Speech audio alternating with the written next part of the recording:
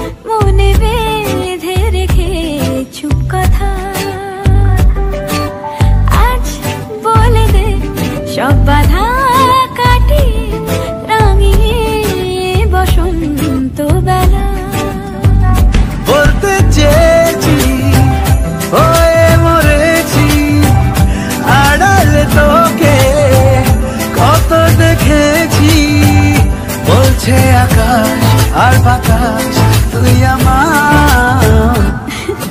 চুপ করে তুই কেন ছি। আমার মতো কার কার বাগান ভালো লাগে তোমরা অবশ্যই কিন্তু জানিও। আমাদের একাকিত্ব জীবনের কিন্তু এই ছাদ বাগান, গান এইসব কিন্তু একটা সময় সঙ্গী হয়ে ওঠে।